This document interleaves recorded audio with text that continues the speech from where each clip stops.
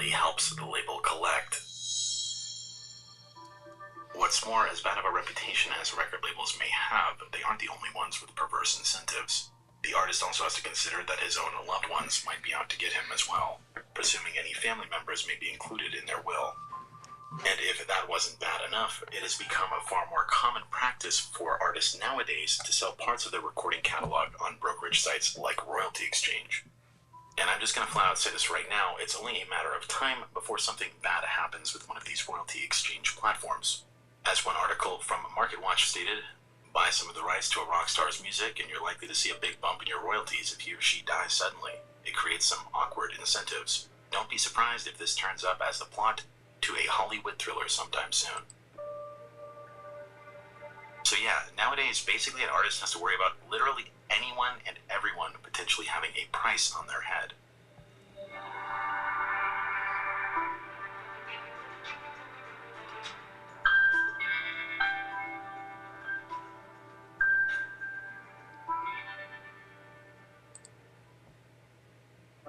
Now that you're aware of what a death clause is, I think it's important that I give you a textbook example of this so you can see how this usually plays out. And just know for now, while we will discuss many other mysterious deaths in the music industry later on in this video, for now I'd like to draw your attention to the story of Bobby Fuller. After Fuller moved to LA in 1964, he was signed to a record label by the name of Del-Fi Records. Testing, 1, 2. Bob Keane. Keane was also the band's manager, and given the fact that it was called the Bobby Fuller 4, Bobby was the frontman. Shortly after the band had scored several hits, like their cover of I Fought the Law, on July 18th, 1966, Testing, 1, 2. The music industry would be cut short. Testing, 1, 2. After receiving a mysterious phone call in the early hours of the morning, Bobby was believed to have left his Los Angeles apartment Testing, 1, 2. at 3 a.m.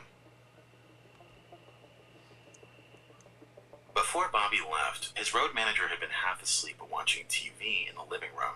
He vaguely remembered that Bobby might have been going to see a girl named Melody that night. After heading out from the apartment, he took his mother's Oldsmobile,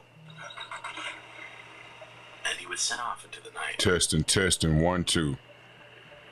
Testing, 1, 2. As the day turned to morning, Bobby failed to meet up with the other members of his band for rehearsal later that day. Around 5 p.m., a couple other visitors Testing, 1, 2. see Bobby at his apartment. They claimed that when they were driving up, Bobby's mother's car was not there. Bobby's mother, Lorraine, also noted this. She had been keeping an eye out all day for Bobby. Testing, 1, 2. After the two visitors came into Bobby's apartment, Bobby's mom then went to go get the mail.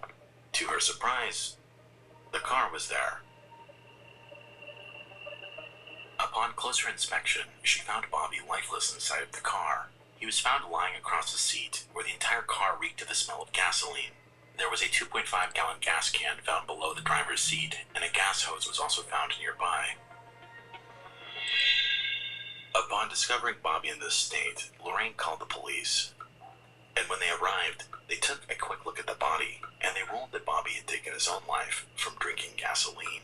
The authorities quickly discarded the gas can and called it a day. The car was never dusted for prints, the police didn't interview anybody, and all in all, it was an open and shut case. Later, it would be revealed through the autopsy that there was no gasoline found in Bobby's stomach, where the coroner later stated that Bobby had died due to inhalation of gasoline fumes, classifying Bobby's death instead as an accident. A finding that nobody, not least his own mother and family, agreed with. Testing, 1, 2. Multiple witnesses noted that it appeared that Bobby had been beaten up badly and had a broken finger. There was blood found on his shirt and face. Multiple witnesses, including Lorraine, also made the comment that it looked like he had been dragged on the ground, and his body showed various scrapes and injuries. The coroner claims that they were mistaken. He claimed he found no bruises, no broken bones, and no cuts, or evidence of a beating. Instead stating, body in full rigor, skin slip due to high temperature in car.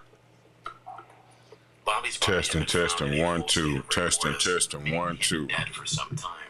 Considering the car had Testing, been 1, on 2. for more than 15 minutes, this quite literally made it impossible that Testing, he could have driven up on his 1, own. 2.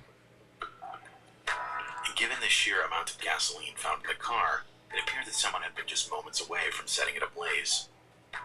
According to an article from Spin magazine, in 1983, Rick Stone reported that he was sure Bobby's head had been doused with gasoline. To this day, Jim Reese maintains that he saw a half-burned book of matches and a burn on the vinyl of the backseat of the car. Assuming the car failed to light, this meant that the persons responsible were lurking nearby. Rather interesting when you factor in that Bob Keane had just so happened to magically appear at the scene within moments. Now, Bobby's story is essentially a cautionary tale of what can happen in the music industry. And to quote Rod Crosby, the lead singer for the band The Intruders, Bobby